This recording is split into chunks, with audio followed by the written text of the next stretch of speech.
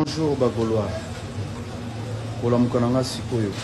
Et ça, juste pour remercier Bino. Dans geste de Salaki Lobi. Merci beaucoup. Nabine na Rolobate. Partout est-ce que vous avez dans le monde. Partout est-ce que vous avez qui se déplacer qui immense. C'est juste pour Sapino que vraiment j'ai même des larmes aux yeux. Donc on dit dans un sur merci beaucoup. Merci, merci, merci, merci, merci, merci, merci. Est-ce que vous allez partout dans le monde à streaming, vous allez streamer. Merci beaucoup. La Gaulois,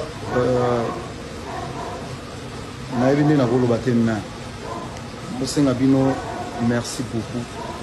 Et voilà, on a le bail qui va vouloir tout le qui est délai de sali bolati bolino. Merci.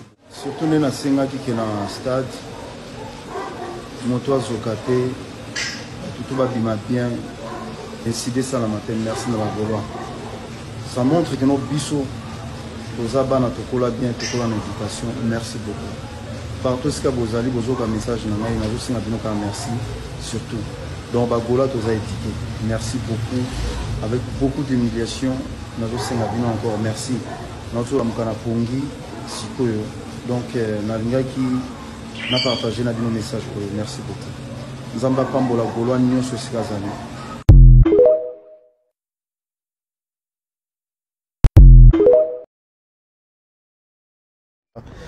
Vous avez un stade d'ambiance, hier j'ai pleuré 3 fois. Ah!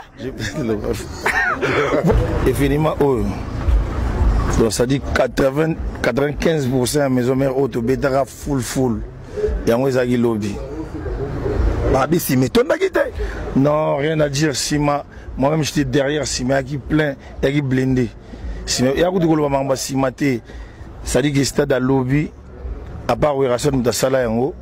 Et c'est fait rigoler, c'est pas qu'il faut monter là aux ana ba image aux mona lobby ngana commis 15 heures dans la simplicité avec Serge Loki les bourgeois na commis on a na côté stade na 16 heures on a déjà place au côté Ezate colonel Miguel Moutako Tsaingai colonel Miguel Moutako Tsaingai na côté na Bambila et voilà donc pour limiter déjà stade l'équipe au batwa qui n'a besoin batunda batundi. Et les fanatiques qui ont fait rigoler là-bas, ils ont fait abeta esplanade du palais du peuple. Ah! Bagolo ba singa ki naïb sa gola ki abeta esplanade du palais du peuple. Car la Mikolo abeta esplanade du palais du peuple. Ba voya les sous-support Alex Sabon qui non musique à Congo et la musique à Congo. Donc vous gagnez pena par rapport à stade. Ils ont gagné té, ils ont victoire ya musique à Congo. Ils ont victoire, ils ont ba bien on nous avons gagné déjà orgueil mal placé. Parce que ils ont victoire, il y a peuple congolais. Karim Benzema. Voilà. Tant que ballon d'or. A des diagas on a peuple. Voilà. Donc voilà. Et à Makamoute qui a fait côté. Ils ont peuple congolais, ils ont la bonne musique. Obi Rochil de Zaba.